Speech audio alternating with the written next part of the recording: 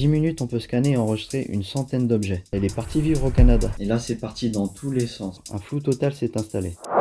Dans cette vidéo, je vais vous raconter les premiers jours de notre application et les problèmes qu'on a rencontrés, que ce soit du côté utilisateur et nous-mêmes. Et surtout, pourquoi rien n'était vraiment clair au début. Allô le monde, ici Noxide, et bienvenue sur CrossLune. Je vous embarque dans notre projet d'application. Alors, comment s'est passée la sortie de l'application? Difficile. Lors de son lancement, nous avons choisi de proposer le minimum du minimum. Si nous avions fait ce choix, c'est aussi parce que le développement nous avait pris beaucoup de temps. On découvrait un nouveau domaine et chaque fonctionnalité demandait plus de travail qu'on ne l'imaginait. Ah mais attendez, avant de commencer, il faut vraiment que je vous raconte un truc. Pendant cette période de développement, vous savez, celle qui a duré de 2021 à 2024, mon pote, celui qui gérait toute la partie technique, il est parti vivre au Canada.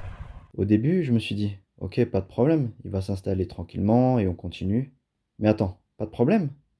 Je n'avais même pas réalisé qu'il y avait jusqu'à 6 heures de décalage horaire entre la France et le Canada. Et il faut savoir un truc, quand on parle du développement de l'application, nos discussions ne durent pas 30 minutes ni 1 heure, non. Souvent 2 heures et parfois 4 heures. Oui, 4 heures. Pas évident de se caler. Il m'est déjà arrivé de finir une conversation vers 1 heure du matin et de me réveiller à 6 heures pour aller bosser. Mais bon, on s'arrangeait toujours pour trouver un créneau. Le fait qu'il puisse s'installer convenablement au Canada fait partie des choses qui ont ralenti le développement de l'application. Mais une fois qu'il s'est installé correctement, on a pu reprendre le rythme tranquillement. C'est juste le décalage horaire en fait qui nous fatigue beaucoup.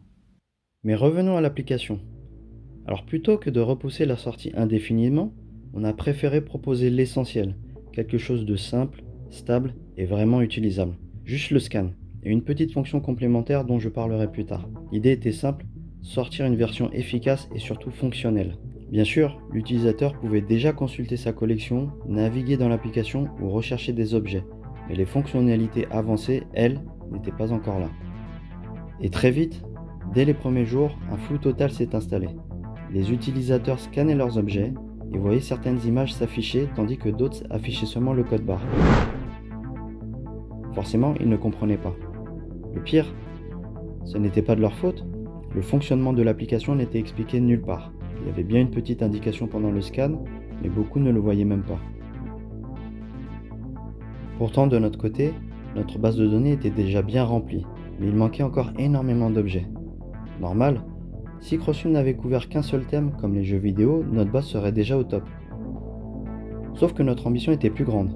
Couvrir les jeux vidéo, les jeux de société, les vidéos, les livres et les figurines, mais uniquement les pop et les amiibo pour l'instant. Avec tout ça, il était logique que tout ne soit pas encore présent.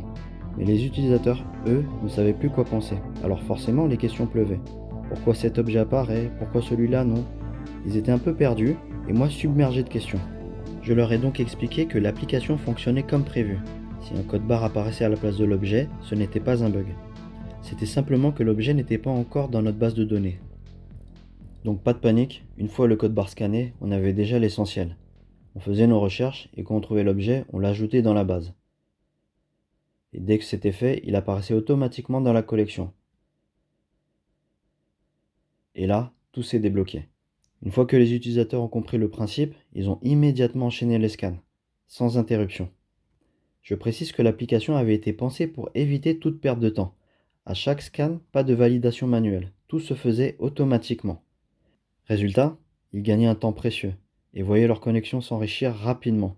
Pour vous donner une idée, jeux vidéo, livres, mangas, comics ou encore films, en 10 minutes on peut scanner et enregistrer une centaine d'objets. En revanche, sur un fichier Excel, en 10 minutes, il était impossible d'enregistrer autant d'objets, bien moins en réalité. Et là c'est parti dans tous les sens.